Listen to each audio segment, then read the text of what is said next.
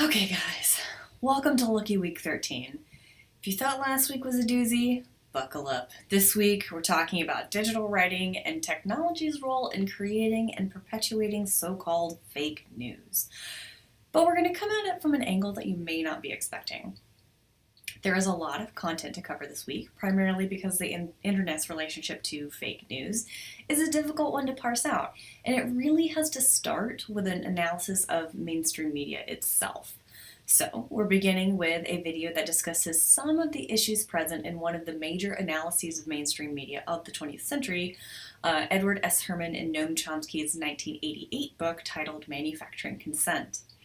If you find your interest piqued by this video, feel free to seek out the entire 2-hour and 40-minute documentary called Manufacturing Consent, or the original book itself, of which the 10-minute video that I'm having you watch is really just an excerpt. It's a piece of that full 2-hour and 40-minute video.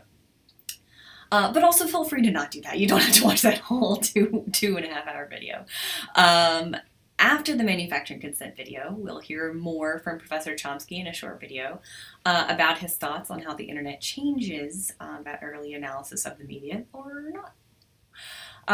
There are also 2 articles from the New York Times about the fake news controversy surrounding specifically the 2016 presidential election. One discussing an American creator of fake news, and one discussing the role of Facebook in perpetuating fake news. I'm also including an article on how to identify different types of fake news. And finally, I'm suggesting that you revisit last week's big reading about online trolling because of some of what it applies here as well. So, in the rest of this video, I'm going to give a brief overview of Chomsky's main points in the manufacturing consent video, tie some of it together with the other readings, and then provide you with some questions for consideration as we move through this unit, some of which will likely show up as discussion questions. In fact, I think that the questions that I ask are basically our discussion questions. So, and I just want you to kind of keep them in mind as you go through all the content for this week. So the manufacturing consent video begins with Herman and Chomsky's major premise, that the purpose of mainstream news media, and he explicitly points to sources like the New York Times and the Washington Post and NBC and CBS here. So the role of this mainstream media is to create and support public opinion for what he calls major interests, and who he identifies the major interests as the major corporations who own those papers and stations, and often the even bigger corporations and conglomerates that own the major corporations that own the newspaper. Chomsky's point is that these elites, as he calls them, control the press, and so they essentially have the ability to sway public opinion in favor of their interests. Essentially, they manufacture the consent of the public to be governed in particular ways through the proliferation of propaganda, or the mainstream media. If that sounds like a bold claim, that's because it is. But Chomsky supports this claim in a number of ways, one of which is by pointing to the tools with which the news media influences public opinion, including selection of topics, emphasis of topics, the framing of issues, the filtering information, and the bounding of debate. You know, getting to say who's involved in debates, like literally choosing who appears on these news shows, what questions they get asked, when do they get cut off in their answers, so on and so forth.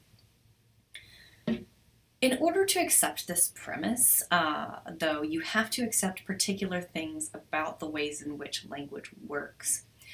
Specifically, you have to reject what is often called the window pane theory of language, which many people embrace without even really knowing it.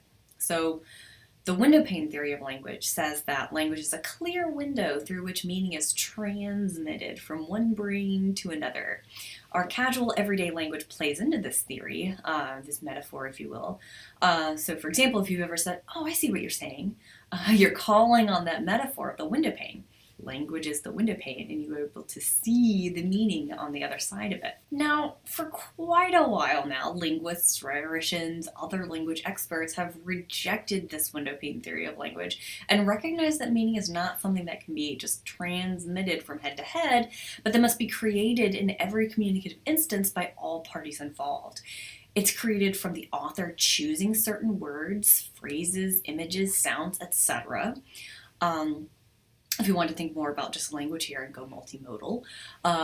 And it's created from those particular modes and things that they chose, evoking certain perceptions, attitudes, beliefs, experiences in the reader.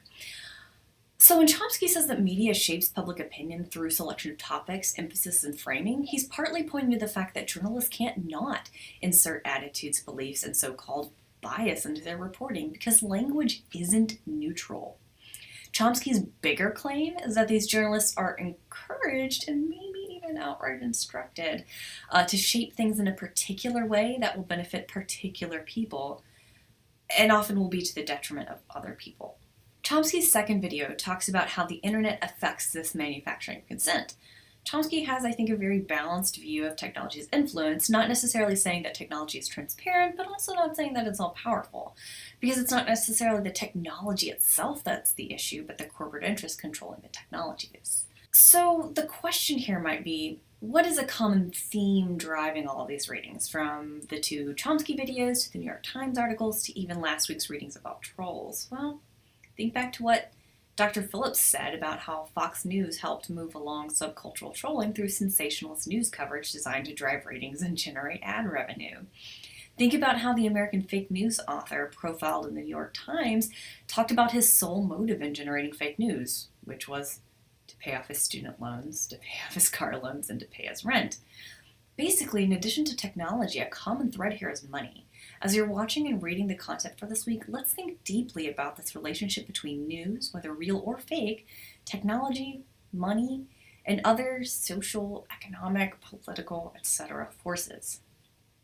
To conclude here, I'll leave you with some questions to consider as you work this week.